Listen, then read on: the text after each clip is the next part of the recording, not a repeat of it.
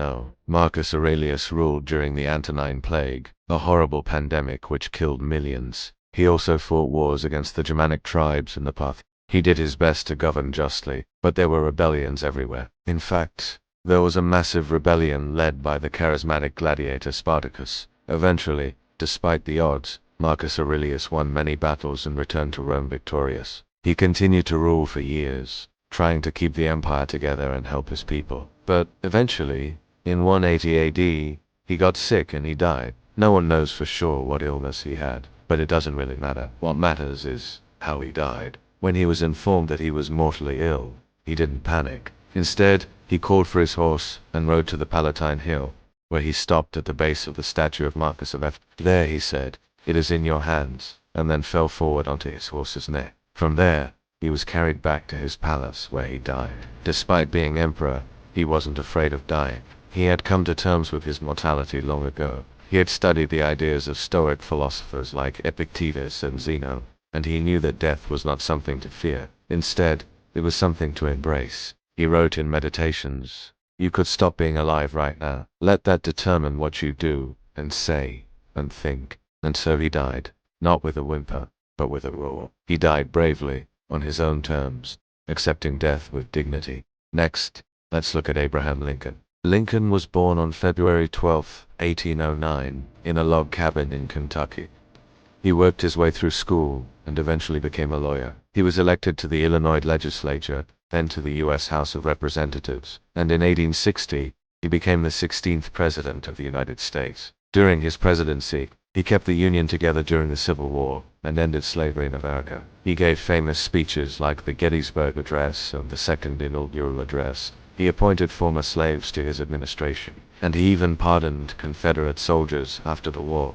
However, not everyone was happy with Lincoln's policies. In fact, on April 14, 1865, a man named Lincoln's Booth went to Ford's Theater and assassinated President Lincoln. He shot him in the back of the head while Lincoln was watching a play. Lincoln died the next morning. Although the bullet had been fired, Lincoln didn't immediately die. He was taken to a house across the street from Ford's Theater, where he stayed for 9 hours before passing away. The last words he reportedly spoke were, "I'm a little sleepy," which shows us how even presidents are human. They're not perfect, but they're also not superhuman. They get tired, they get bored, and they die. However, unlike many other presidents, Lincoln didn't just accept his fate, he embraced it. He chose to keep living until he died, even though he could have easily given up. He showed us what it means to be truly brave, to face our fears, and stand up for what we believe in. And finally, let's look at an unchained lion. A group of tourists were visiting a zoo when they saw an unchained lion pacing back and forth in its cage. The lion looked agitated and kept roaring. One of the tourists decided to approach the cage and see what would happen. As he got closer, the lion started growling and then it pounced. The tourist screamed, but no one could hear him over the sound of the crowd. When they turned around, they saw the tourist lying on the ground with a lion on top of him. The lion was biting the tourist's arm and wouldn't let go. The zookeepers tried to distract the lion, but nothing worked. Finally, they had to shoot the lion in order to save the tourist's life. Now, I don't tell this story to be insensitive or to make fun of the tourist. I tell it because it shows us the importance of respecting animals. Lions are powerful creatures who should never be underestimated. They can be dangerous if provoked and they should be treated with respect.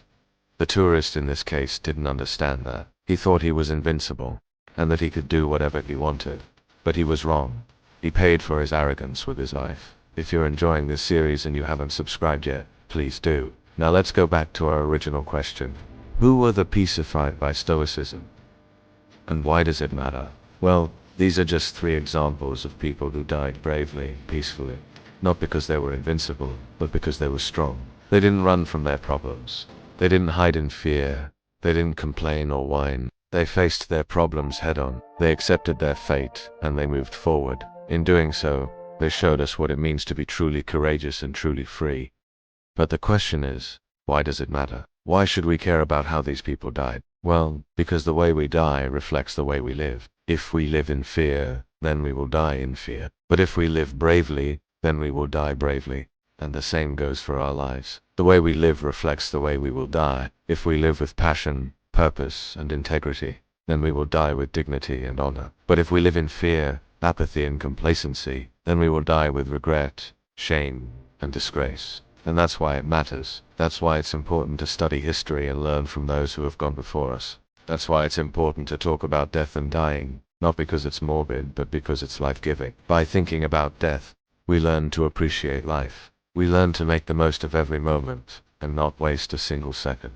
We learn to love deeply and passionately and to forgive quickly and completely. We learn to take risks and pursue our dreams with all our heart, knowing that failure is only another excuse to try again and do better next time. So, let's remember these examples and let's emulate them. Let's strive to live our lives to the fullest, to face our challenges with courage, to accept our fate with grace, and to die with honor. Because when we do that, we truly are free. That's it for this video. Thanks for watching. And if you want to learn more about Stoicism, check out the Stoics series in the description below.